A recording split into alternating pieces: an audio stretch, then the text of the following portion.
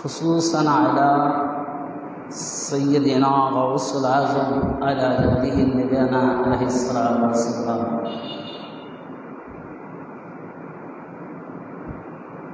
بسم الله الرحمن الرحيم. ألا إن أولياء الله لا خوف عليهم ولا هم يحزنون. صدق الله العظيم وصدق الله ورسوله النبي الكريم. মুআজ্জাজ সামিঈন কিরাম, আজকে পবিত্র রবিউল সানির প্রথম জুম্মা।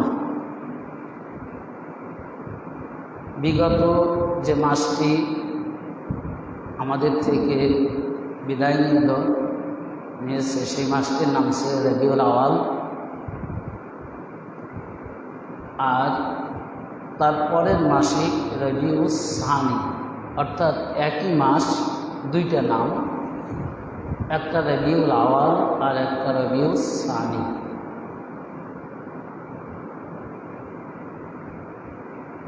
এই দুইটা মাসের তাৎপর্য যদি আমি আলোচনা করতে যাই, যে এই যে নামকরণ, যে একটা মাসের নাম দুইবার আসলো কেন, এর মারিফাত কি ছিল, এর হাকিকাত কি ছিল।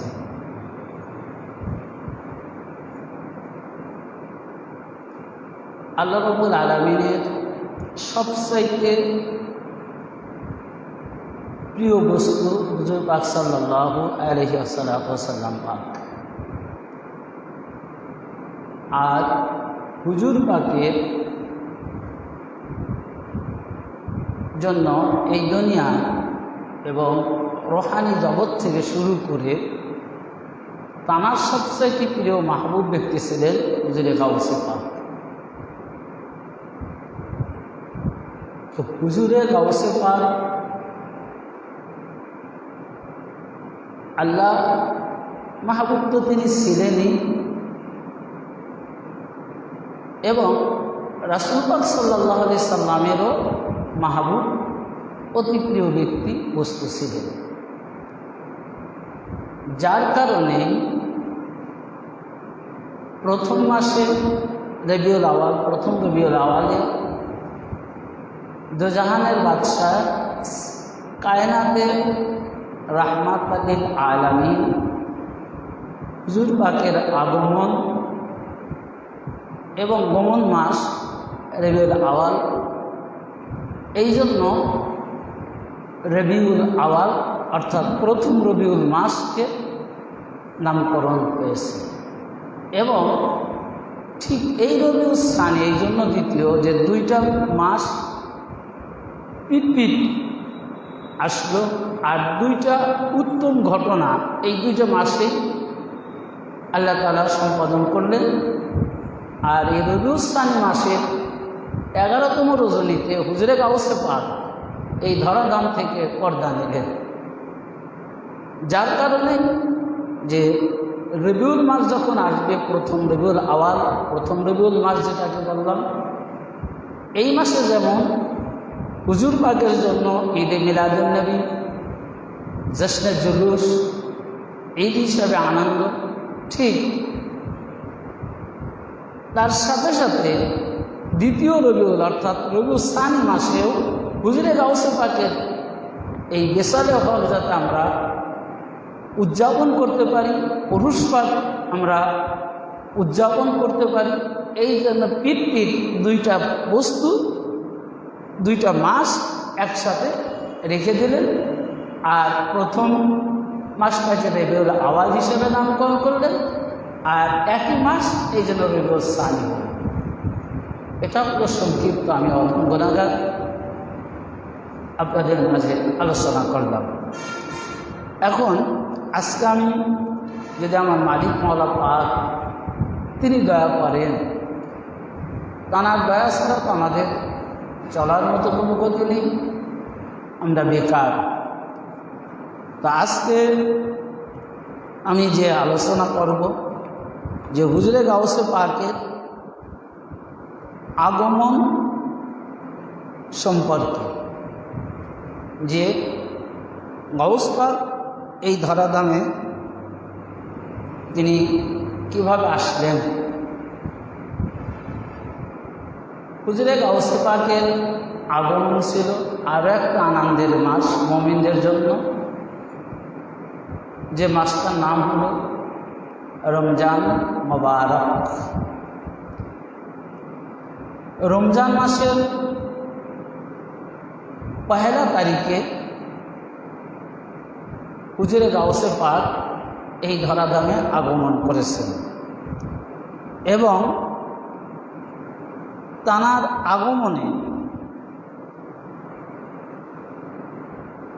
সময় কি ঘটনা ঘটেছিল সেই সম্পর্কে আজকের প্রথম জুম্মাতে আলোচনা করব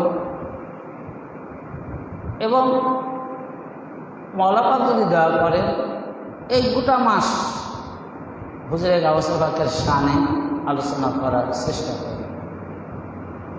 কারণ যে আমাদের প্রত্যেকটা আরবি মাসে যে মাসগুলো আসে প্রতিটা মাসে খুবই গুরুত্বপূর্ণ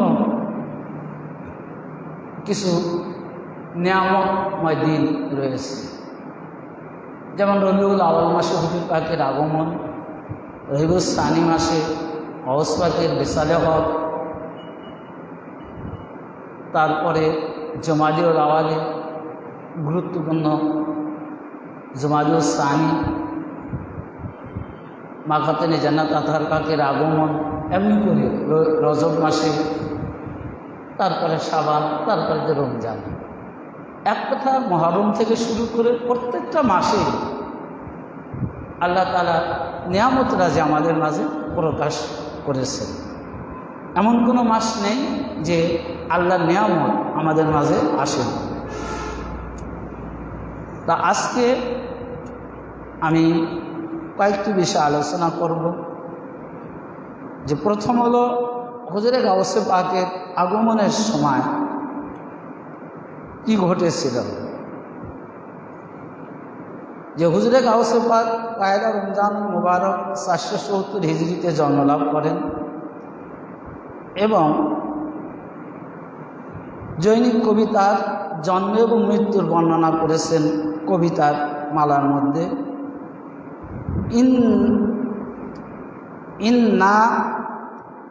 ইন্না বাজালাহি সুলতানা রাজালি জা ফি ইশকি তুআফফা ফি কামালি। যে বাস পাখি আল্লাহর প্রেমিকদের বাদশাহ গাউসে আজম জন্মগ্রহণ করেছেন এবং পরিপূর্ণতায় তিনি এই দুনিয়ার থেকে পর্দা নিয়েছেন। অর্থাৎ হুজুরে গাউসে পাক কোনো কিছু অপরিপূর্ণতা রেখে যাননি। তিনি এই ধরাধামে এসেছিলেন অপরিপূর্ণতাকে দূর করার জন্য, শূন্যতাকে পরিপূর্ণতায় পরিণত করার জন্য। এই জন্যই কবি বললেন যে ইন্না বাজালাহি সুলতান রাজালি জা ফি ইশকি তুআফফা ফি কামালি। যে তিনি প্রেমিকদের বাদশাহ আর তিনি জন্মগ্রহণ করেছেন এবং পরিপূর্ণতার সাথে তিনি পর্দা নিয়েছেন, এ কথাটা বললেন। এরপরেও যে সরকারে গাউসে আজম যে রাতে জন্মগ্রহণ করেছেন সেই রাতের মধ্যে সবচাইতে অনেক কিছু ঘটনা ঘটেছে, অনেক কারামাত পাক, অনেক কিছু হয়েছে হুজুরে গাউসে পাকের আগমন রজনীতে। তার মধ্যে এখানে 5টা উল্লেখযোগ্য ঘটনা আলোচনা করব আমি। যে তার পিতা সৈয়দ আবু সালেহ জঙ্গি দোস্ত, তিনি তানাকে সরকারে দো আলম এবং সাহাবি ও অলিগণ দিনের আলিমগণের জিয়ারত নসিব হল। অর্থাৎ যখন হুজুরে গাউসে পাক তাঁর মায়ের গর্ভে আগমন করলেন, তাঁর আব্বাজান থেকে যখন তার মায়ের গর্ভে পদার্পণ করলেন, তখন তিনি বলতেছেন যে আবু সালে জঙ্গি দোস্ত তিনি বলতেছেন যে তখন আমার সাথে কার কার দেখা হলো, যে রাসূল পাকের সঙ্গে জিয়ারত হলো এবং সাহাবীদের সঙ্গে জিয়ারত পাক হয়েছে, অলিগণের সঙ্গে জিয়ারত হয়েছে এবং যারা হক্কানি আলেম দিনের সঠিক খেদমত করছে যে আলেমগণ, তাদের সঙ্গে কি হলো, জিয়ারত হলো। আর হুজুর পাক সাল্লাল্লাহু আলাইহি সাল্লাম তাকে বললেন যে হে আমার বৎস, দেখেন এই যে আমরা বলি যে হুজুরে গাউসে পাক রাসূল পাকের আওলাদ, আসলে আওলাদে রাসূল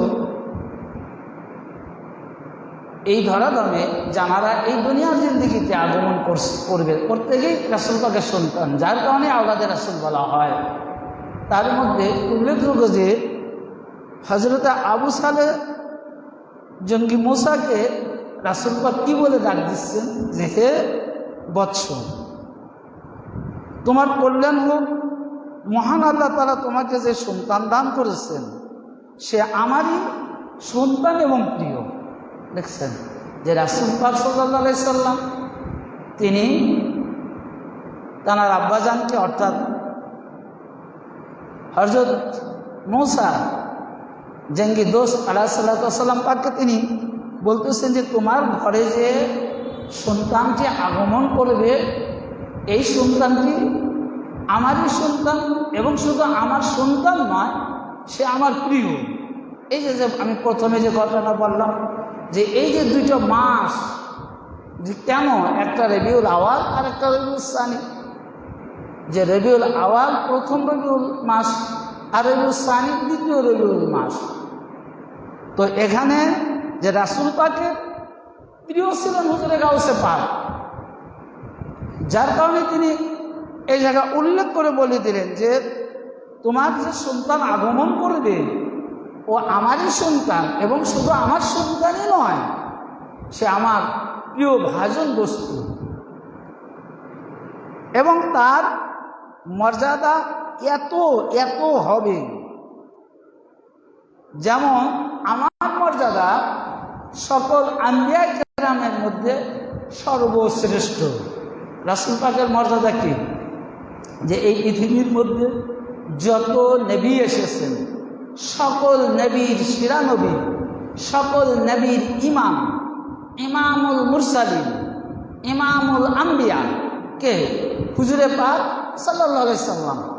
তো হুজুর পাক তিনি বলতেছেন যে আমি যেরকম ইমামুল মুরসালিন, ইমামুল আম্বিয়া, ঠিক তোমার যে সন্তানটা এই ধরাধামে আগমন করবে, হুজুরে গাউসে পাক তিনি ইমামুল আউলিয়া, অর্থাৎ তার মর্যাদা আমার মর্যাদা যেমন ইমামুল আম্বিয়া, ইমামুল মুরসালিন, ঠিক আমার এই প্রিয় বস্তু হুজুরে গাউসে পাকের মর্যাদা হলো তিনি ইমামুল আউলিয়া, অর্থাৎ যত আউলিয়া ইকরাম এই ধরাধামে আগমন করবে এবং করেছে সকল অলির ইমাম হলো হুজুরে গাউসে পাক। কে বলতেছেন, যে রাসূলে পাক সাল্লাল্লাহু আলাইহি সাল্লাম, যে তার মর্যাদাও কি, যে যেরকম আমার মর্যাদা ও মাকাম সকল নবী রাসূলগণের মধ্যে রয়েছে, আর হুজুরে গাউসে পাকের মর্যাদা মাকাম সকল ওলিদের মধ্যে থাকবে। এখানে আর একটা কথা দেখেন যে এই বাক্য দ্বারা আরো কিছু বোঝার আছে, যেমন হলো যে রাসূল পাক বলতেছেন যে আমার মর্যাদা সকল নবীর মধ্যে থাকবে। কোন মর্যাদা থাকবে? এই যে রাসূল পাক তো ইমামুল মুরসালিন, সে তো সকল নবীর ইমাম, এটা সত্য। যে নবী এই পৃথিবীর মধ্যে আগমন করবে সে নবীর ইমামই তো রাসূল পাক তো তারপরে আর কি মর্যাদা থাকবে? তো এখানে স্পষ্ট প্রমাণ করে যে এই বাক্য দ্বারা যে আদম থেকে ঈসা পর্যন্ত যে নবীর মর্যাদা থাকবে, এই মর্যাদা হলো যে প্রত্যেকটা নবীর নবুয়াত পূর্ণতা লাভ করবে নবুয়াতে, নবীর নবুয়াত দ্বারা, নবীর রিসালাত দ্বারা।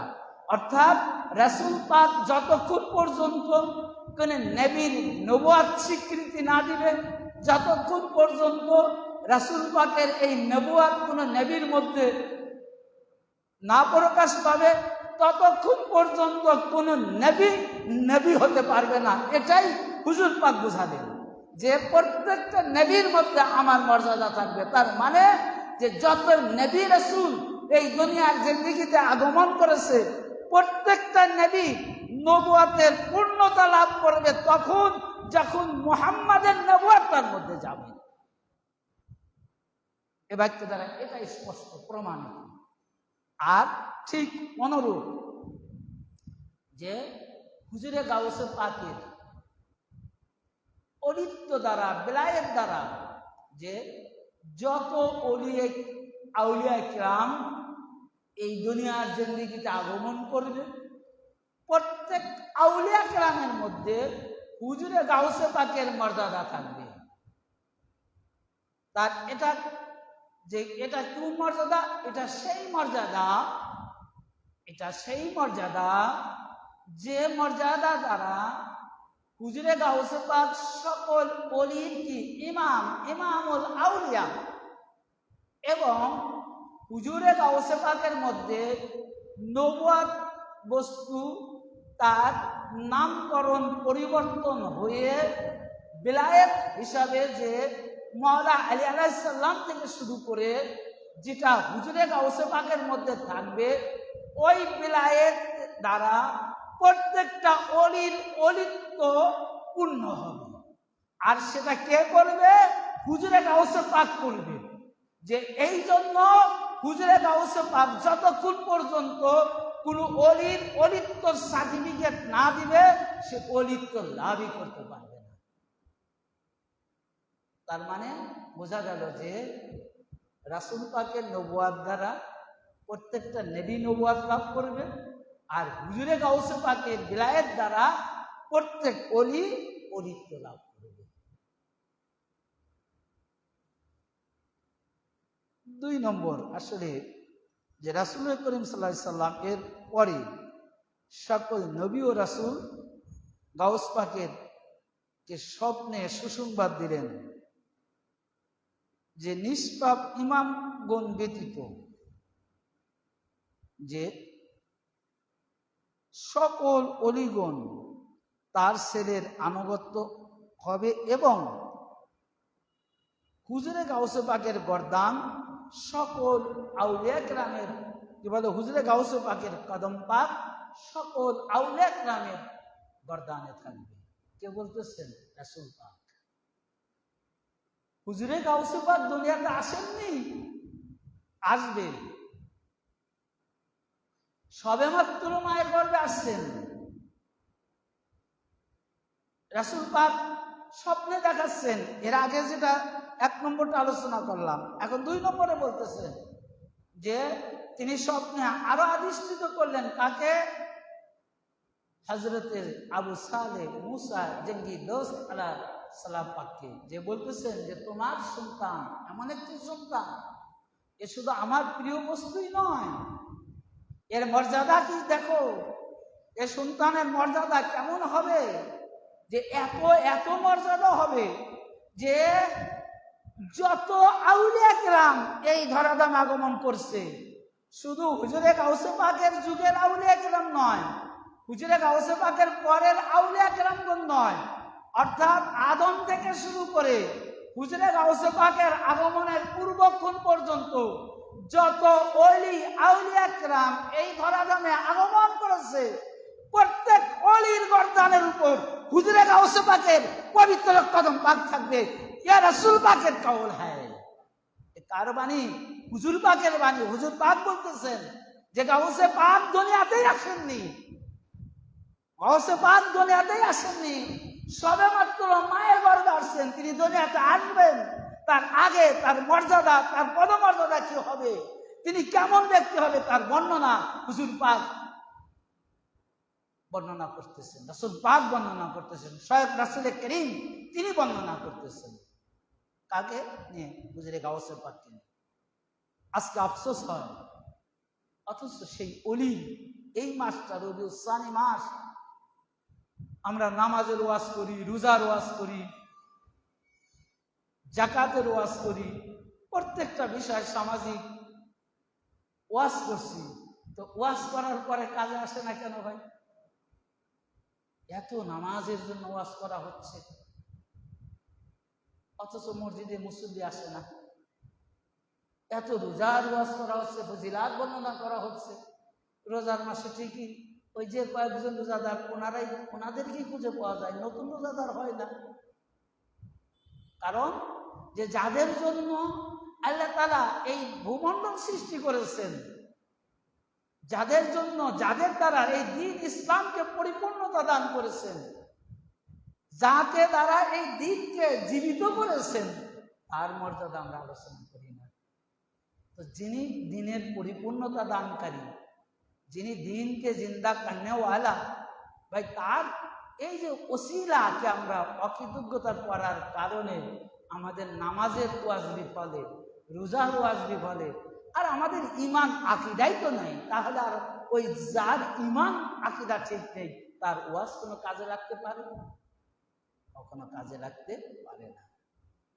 তারপরে দেখেন যে হুজুরে গাউসে পাক সম্পর্কে গিলানিতে, অর্থাৎ গাউসুল আজম আলাউদ্দিন পাক সাল্লাল্লাহু আলাইহি ওয়াসাল্লাম জিলান শব্দটিতে আসে। এই জিলান শব্দটা উর্দুতে লিখতে গেলে, ফার্সিতে লিখতে গেলে জিবির পরিবর্তে গাব অক্ষর যুক্ত হয়েছে, আর এই গাব অক্ষরটা যুক্ত হওয়ার কারণে গিলান শহর হয়েছে। আর এই রজনীতে যখন হুজুরে গাউসে পাক এই 470 হিজরি পহেলা রমজানে যখন গিলান শহরের মধ্যে তিনি আগমন করলেন, আর সেই সময় কি করেছে, যত বালক হুজুরে গাউসে পাকের সাথে, যত বালক অর্থাৎ মানুষ এই ধরাধামে আগমন করেছেন, প্রত্যেক বালকই কি আল্লাহর অসীম কুদরতে সকল বালকই জান্নাতের সুসংবাদ নিয়ে আগমন করেছেন। আর এখানে যার সংখ্যা ছিল প্রায় 11,000, এবং এই 11,000 বালক প্রত্যেকেই আল্লাহর ওলিত্ব লাভ করেছেন যে হুজুরে গাউসে পাকের আগমনের সময়।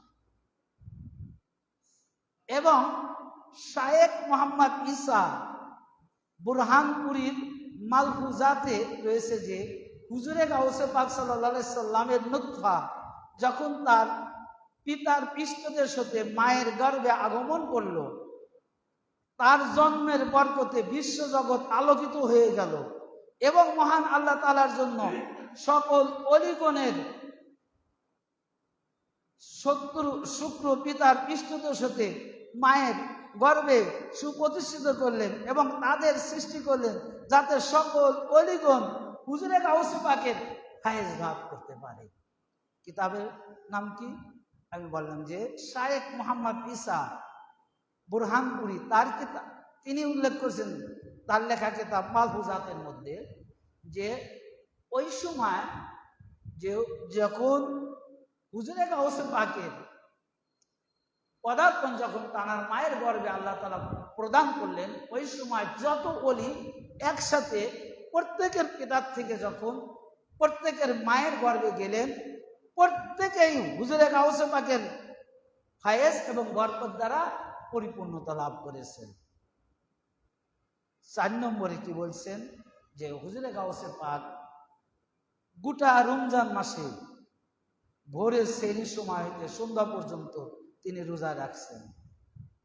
এবং শেষ যেটা যে দেখেন, আজকে আমরা অস্বীকার করি যে গাউস পাককে অলিদেরকেই মানতে চাচ্ছে না, তারপর গাউস পাক এর সামনে যে কত বড় কঠিন একটি কাজ। 5 নম্বর, যে মিরাজ রাতে রাসূল পাক সাল্লাল্লাহু আলাইহি সাল্লাম তার আপন কদম মুবারক কি করেছেন, হুজুরে গাউসে পাকের উপর রেখেছিলেন এবং সেই কদমের চিহ্ন তার কাঁধের উপর বিদ্যমান ছিল। অর্থাৎ যে রাসূল পাকের সেই মিরাজ রজনীর ঘটনা, তিনি মিরাজে যাবার পূর্বে যখন বুরাকে ওঠার জন্য যে কদম পাকে যে স্থানে রেখেছিলেন, যে জায়গাটায় রেখেছিলেন, সেই জায়গাটা ছিল হুজুরে গাউসে পাকের গর্দান পাক।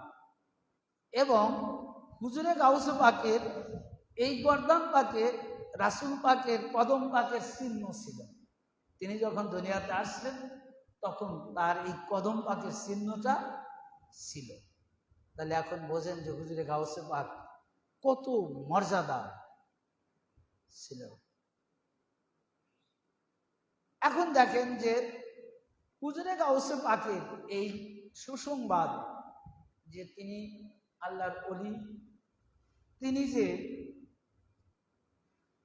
আল্লাহর ওলি হয়ে এই জগতে আগমন করছেন, এখানে শুধু এটা তো রাসূল পাক, সাহাবী কিরামগণ এবং বিভিন্ন দিনের বিশিষ্ট আলেমগণ এই সুসংবাদ দিলেন।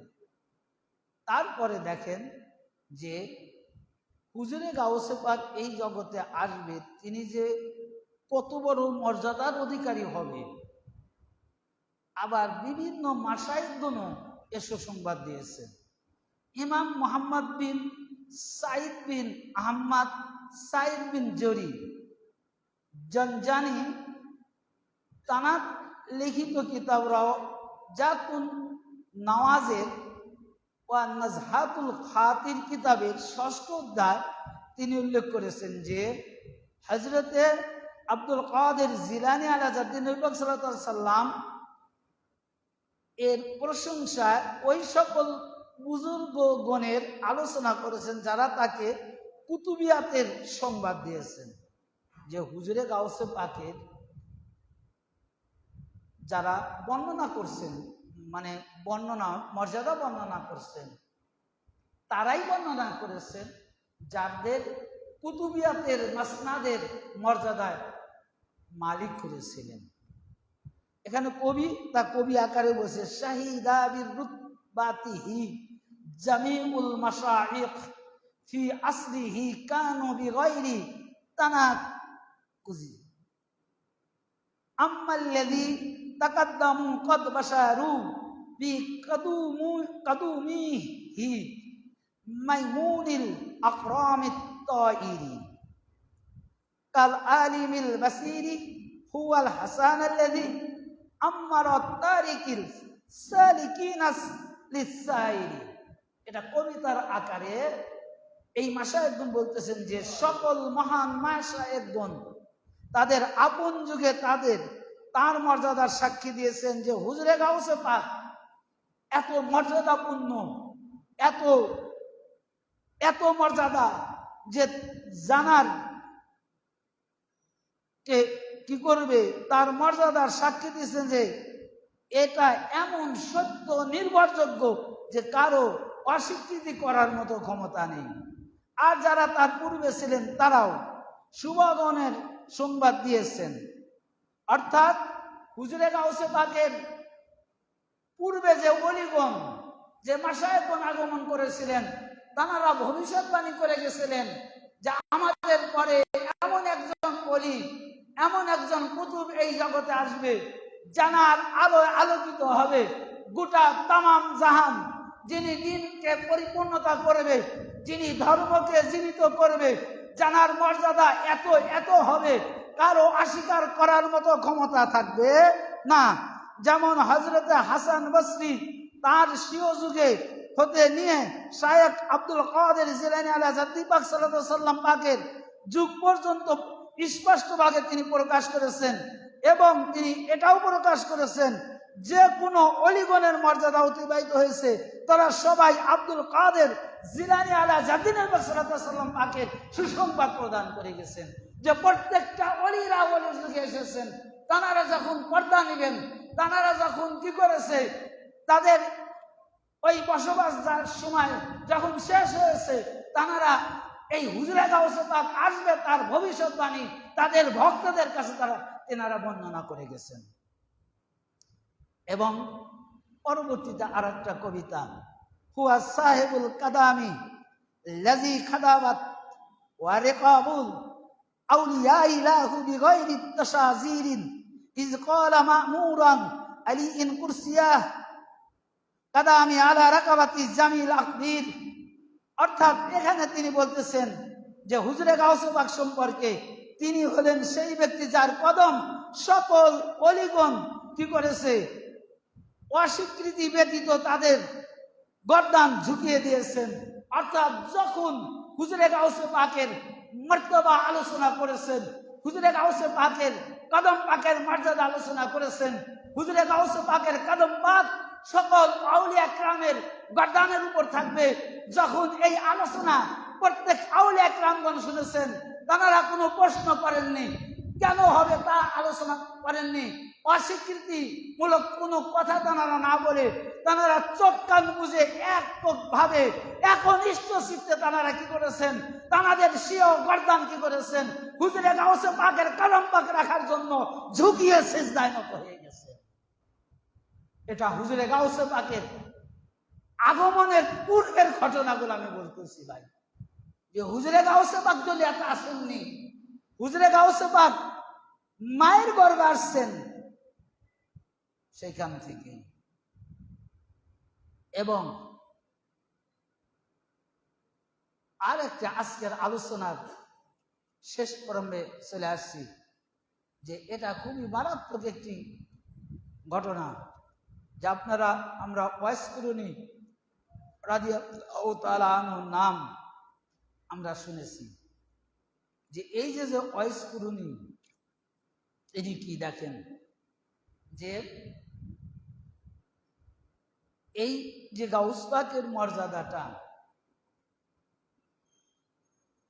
যে হযরত ওয়াইস কুরুনি তিনিও পাওয়ার জন্য আকাঙ্ক্ষা করেছিলেন, লালায়িত ছিলেন, যে এই পদমর্যাদাটা যেন আমি পাই। কে? হযরতে ওয়াইস কুরুনি। তিনি যে এখানে যেহেতু আল্লাহ যাকে দিবেন সেই তো পাবে, আর আল্লাহর কাজ নিরপেক্ষ। আমি আপনার কাছে চাইলাম বা আল্লাহর কাছে চাইলে আল্লাহ যদি না দেয় তাহলে একটু কেমন না? এই জন্য আল্লাহ তাআলা যে কাজগুলো করেছে নিরপেক্ষ, নির্ভেজাল কাজ। কেমন ভাবে হুজুরে গাউসে পাকের এই মর্যাদা হযরত ওয়াইস কুরুনি তিনি পেলেন না? যে হযরত ওয়াইস কুরুনি মাকাদ সিদক এর স্থানে শোয়া ছিলেন, আর তাকে হুজুর পাক সাল্লাল্লাহু আলাইহি সাল্লামের জিয়ারত দর্শন নসিব হলো না, আর এই জন্য তিনি মাকামে আদনি এর পিছনে থেকে গেলেন এবং মহান নিয়ামত উচ্চ মর্যাদা হুজুরে গাউসে পাক তিনি পেয়ে গেলেন। অর্থাৎ দেখেন যে রাসূল পাকের জিয়ারতের জন্য এই ঘটনা দ্বারা এটা প্রমাণ করে যে রাসূল পাক সাল্লাল্লাহু আলাইহি সাল্লামের জিয়ারতের আশা আগেকার রুহানি জগতে হযরত ওয়াইস কুরুনি তিনি করেছিলেন। আর কিন্তু তার দুর্ভাগ্য যে তিনি সেটা পেল না, এই জন্য দুনিয়ার জিন্দেগিতেও তিনি রাসূল পাকের কিন্তু জিয়ারত পাক পাননি। দুনিয়াতেও কি তিনি হুজুর পাকের জিয়ারত পাক পাননি, অথচ সবচেয়ে আশিকান ছিলেন হযরত ওয়াইস কুরুনি রাদিয়াল্লাহু তাআলা আনহু। তো তিনি রাসূল পাকের জিয়ারতের কারণে মাকামে আদনি এর পিছনে পড়ে গেল, আর ওই সুযোগে হুজুরে গাউসে পাকের সম্পদ হুজুর গাউসে পাক পেয়ে গেলেন। তার মানে কি, যেখানে বুঝালো যে হে ওয়াইসরুনি, তোমার তো এটা না, তুমি আকাঙ্ক্ষা করেছো এটা ঠিক আছে, তুমি চেয়েছো এটাও ঠিক আছে, যদি আমি তোমাকে না দিতাম তাহলে তুমি আমার কাছে আফসোস করতে যে আল্লাহ আমি ছিলাম আপনি দিলেন না, কিন্তু তুমি নিজেই ব্যর্থ। এই জন্য আল্লাহ তাআলা কোরআন পাকে বলেন যালিকাল ফাদলুল্লাহি ইউতিহি মান ইয়াশাউ আল্লাহু যু ফাদলিল আযীম, যে এটা আল্লাহর দয়া, অর্থাৎ হুজুরে গাউসে পাকের মর্যাদা সম্পর্কে একবার যে এটা আল্লাহর দয়া, যাকে ইচ্ছা তাকে আল্লাহ তাআলা অনুগ্রহশীল করেন। অর্থাৎ হুজুরে গাউসে পাকের যে কুদরতি যে মর্যাদাগুলো ছিল এটা আল্লাহর অনুগ্রহ, এটা আল্লাহর দয়া। আর আল্লাহর দয়া আল্লাহ যাকে ইচ্ছা তাকেই দেন, যাকে ইচ্ছা করেন না তাকে দেন না, এটাই বুঝালেন। তো সরকারে হুজুরে গাউসে পাক এর এই আগমন মাস, হুজুরে গাউসে পাকের হুজুরে গাউসে পাকের পবিত্র বেসালে হকের মাস এটা, অর্থাৎ রবিউল সানি 11তম রজনীতে হুজুরে গাউসে পাক তিনি কি করলেন, এই ধরাধামে এসে তিনি আসলেন এবং এই 11ই রবিউল সানি রজনীতে তিনি পর্দা নিলেন। তো মহান আল্লাহ রাব্বুল আলামিন আমাদের প্রত্যেকে আমরা যেন আশিকানে গাউসে আজম হুজুরে গাউসে পাকের কদম পাকের ধুলিকণা হয়ে তানার খাস গোলাম হয়ে যেন এই দুনিয়ার জিন্দেগি থেকে আমরা শেষ বিদায় নিতে পারি। সবাই বলুন আমিন। আমা তাওফিক ইল্লা বিল্লাহ। আসসালামু আলাইকুম ওয়া রাহমাতুল্লাহ।